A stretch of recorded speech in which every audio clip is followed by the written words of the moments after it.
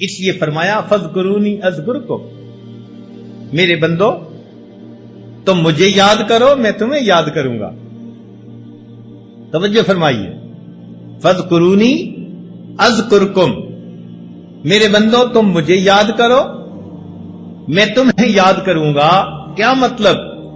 میرے بندو تم مجھے فرش پہ یاد کرو گے، میں پروردگار تمہیں عرش پہ یاد کروں گا. اے میرے بندو تم مجھے معذرت کے ساتھ یاد کرو گے، تم مجھے معذرت کے ساتھ یاد کرو گے، میں پروردگار تمہیں مغفرت کے ساتھ یاد کروں گا. تم معافی مانگنا میں معاف کر دوں گا. تم معذرت کے ساتھ مجھے یاد کرو گے، میں پروردگار تمہیں مغفرت کے ساتھ یاد کروں گا.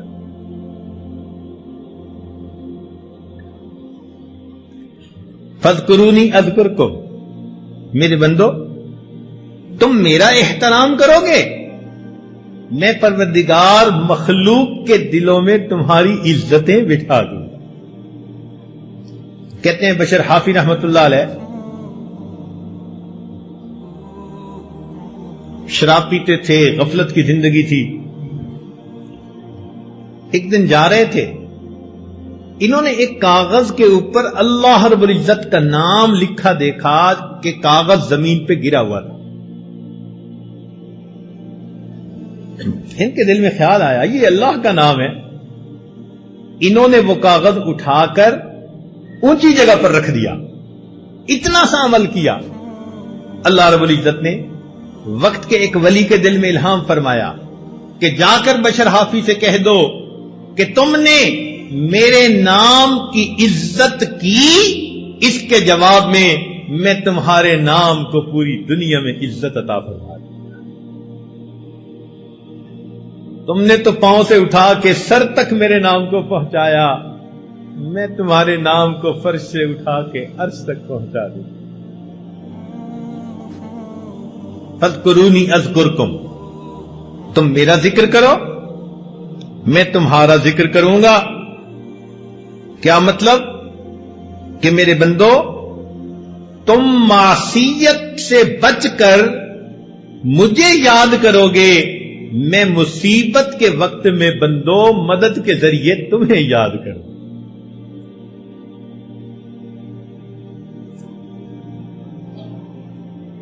فذکرونی اذکرکم، تم مجھے یاد کرو میں تمہیں یاد کروں گا. کیا مطلب؟ میرے بندو تم اپنی راحت کے لمحات میں مجھے یاد کرو گے، میں تمہاری زحمت کے اوقات میں تمہیں یاد کروں.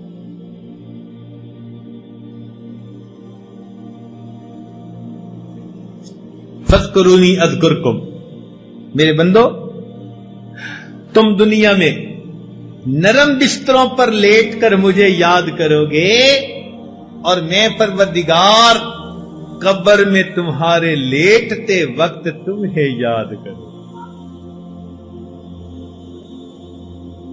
تو یہ ذکر انسان کے لیے شفا ہے. چنانچہ حسن بصری رحمت اللہ علیہ کے پاس ایک آدمی آیا. قال رجل للحسن یا ابا سعید اشکو الیک قسوۃ قلبی، اے ابو سعید میں آپ کے سامنے اپنے دل کی سختی کا شکوہ کرتا ہوں، میرا دل بہت سخت ہے.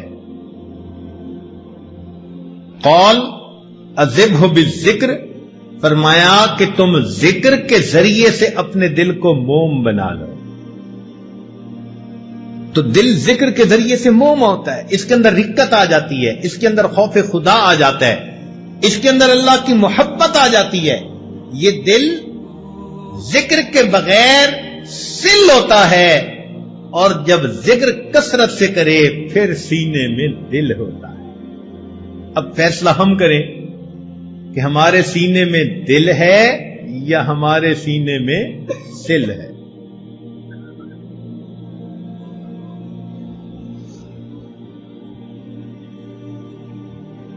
قال رجل لسلمان، رضی اللہ تعالیٰ عنہ سلمان فارسی عنہ سے کسی بندے نے کہا ای الاعمال افضل، عملوں میں سے کون سا عمل بڑا افضل ہے؟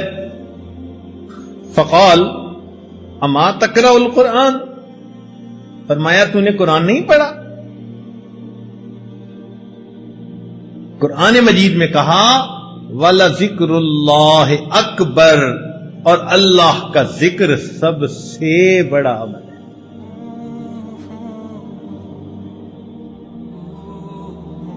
اسی حدیث پاک میں آتا ہے مثل الذی یذکر ربہ والذی لا یذکر ربہ کمثل الحی والمیت، مثال اس شخص کی جو ذکر کرتا ہے اور جو نہیں کرتا زندہ اور مردہ کسی ہے۔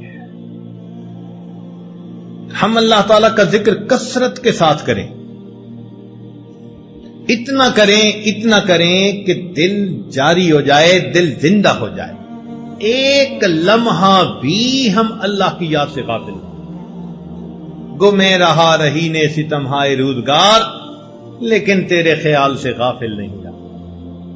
دنیا کے کاموں میں ہم لگے ہوئے ہوں، کھیتی باڑی میں، تجارت میں، زراعت میں، مگر ہمارے دل اللہ کی یاد میں لگے ہوئے، ایسا دل بن جائے، ایک لمحہ بھی ہم اللہ کو نہ بھولیں۔ یہی تو ہمارے بزرگوں نے فرمایا کہ جو دم غافل سو دم کافر، جو سانس اللہ رب العزت سے غفلت میں گزر گیا، یوں سمجھ لو کہ وہ سانس کفر کی حالت میں گزر گیا۔ ایک لمحہ بھی اللہ سے غافل، ایسی کیفیت ہو ہماری، لیٹے بیٹھے چلتے پھرتے ہر وقت اللہ کی یاد دل میں، یاد میں تیری سب کو بھلا دوں کوئی نہ مجھ کو یاد رہے، تجھ پر سب گھر بار لٹا دوں خانہ دل آباد رہے، سب خوشیوں کو آگ لگا دوں غم سے تیرے دل شاد رہے، سب کو نظر سے اپنی گرا دوں تجھ سے فقط فریاد رہے، اب تو رہے بس تادم آخر ورد زباں اے میرے الہ، لا الہ الا اللہ لا الہ الا اللہ۔ ایسا ذکر جب زندگی میں کثرت سے ذکر کریں گے، پھر آخری لمحے میں کلمہ ہماری زبان پر آسانی سے جاری ہو جائے گا۔